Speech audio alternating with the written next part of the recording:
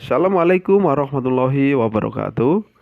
Baik anak-anak, pada video kali ini kita akan lanjutkan tentang menggambar grafik fungsi kuadrat.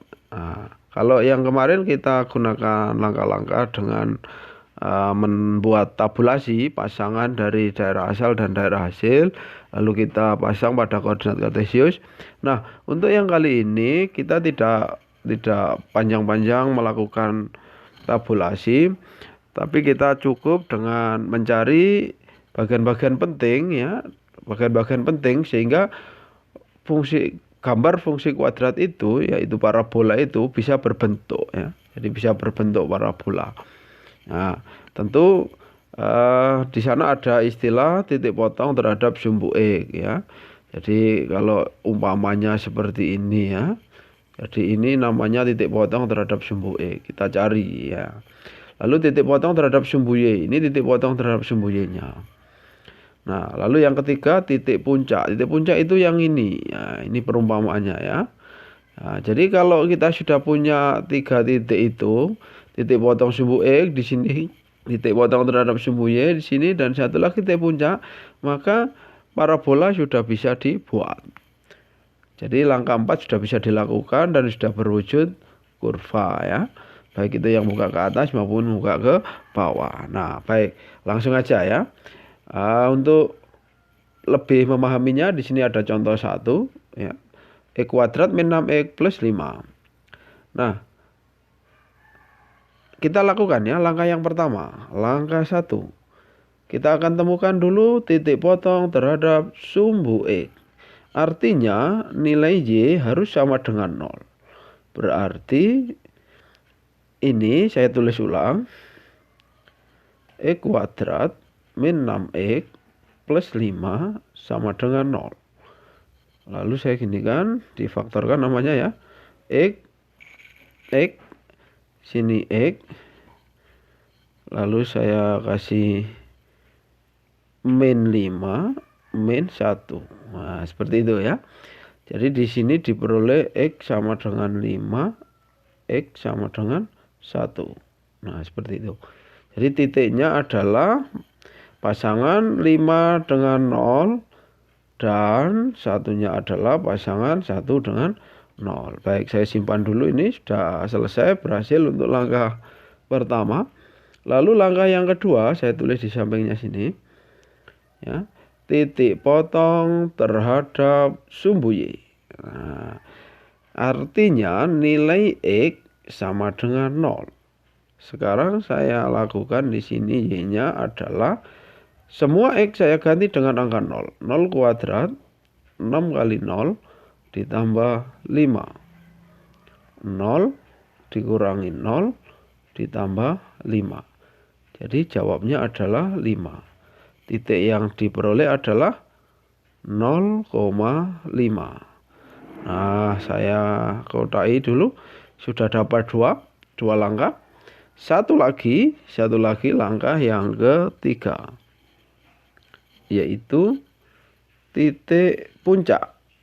Kita gunakan formula X adalah min B per 2A. Oke, diingat-ingat, min B per 2A. Jadi ini formulanya.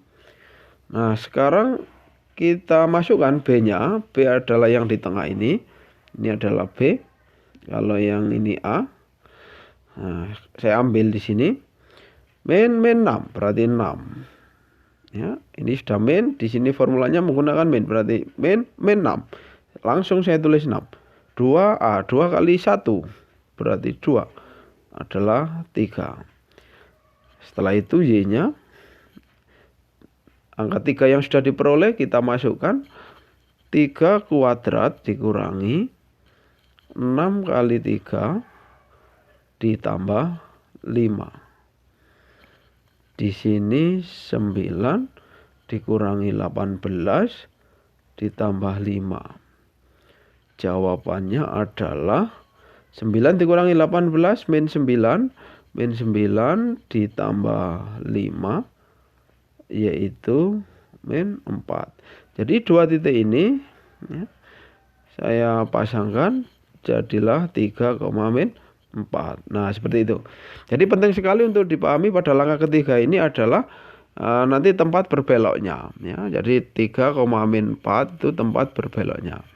Nah, sekarang semua kita pasang pada Kartesius seperti ini. Ini langkah terakhir yang keempat, 5,0. Misalkan di sini ya. Lalu 1,0 misalkan di sini. Jadi ini 5, ini 1. Lalu ada lagi 0,5. 0,5 di mana 0,5? 0,5 sini ya.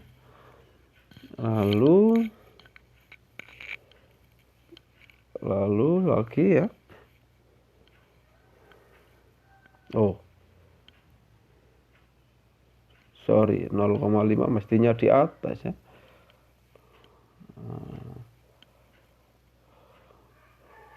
Mestinya di atas. Salah tempat. Nah, saya tulis di sini. Ini adalah 0,5. Lalu ada 3,-4 di sini angka 3. Ya, ini ada angka 3. Lalu min 4-nya saya perkirakan aja di sini. Ini min 4 seperti itu. Jadi titiknya ini. Nah, jadi titik-titik ini yang saya tebal ini tadi tempat berbeloknya. Jadi kita tinggal hubungkan di seperti ini, maka jadi kurva parabola. Jadi inilah yang dimaksud gambar kurva X kuadrat min 6X plus 5. Jadi kita bisa menggambar dengan cepat dengan menggunakan langkah-langkah. Nah, nanti kalian akan lebih terampil untuk memahaminya ya.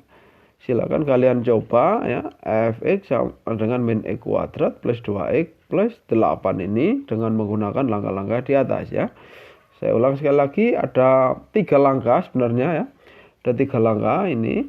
Yang pertama titik potong terhadap sumbu x ya. Ini contohnya. Kalian ikuti. Lalu titik potong terhadap sumbu y, ini langkah-langkahnya di sini. Dan yang ketiga adalah titik puncak. Nah, yang perlu digarisbawahi di titik puncak. Jadi ini saya copy di sini ya. Jadi 3,-4. Ini nanti tempat belok. Tempat belok. Lalu kalau saya tulis X sama dengan 3 saja ini nanti namanya persamaan sumbu simetri. Nah, seperti itu. Tapi kalau saya ambil nilainya 4 saja, maka di sini akan disebut nilai minimum. Nah, seperti itu. Nilai minimum. Jadi sudah komplit ini ya. Titik beloknya 3,-4. Kalau ditanya persamaan sumbu simetrinya X sama dengan 3. Berapa nilai minimumnya? Adalah min 4. Nah, seperti itu. Nah, bagaimana kalau kurvanya itu menghadapnya itu ke bawah seperti ini? Maka yang di sini dikatakan nilai minimum, kita ganti istilah dengan nilai maksimum. Nah, seperti itu. Jadi kalau seperti ini namanya nilai maksimum karena di atas. Kalau di bawah seperti ini namanya nilai minimum. Oke ya, seperti itu. Semoga kalian bisa memahami. Saya akhiri. Assalamualaikum warahmatullahi wabarakatuh.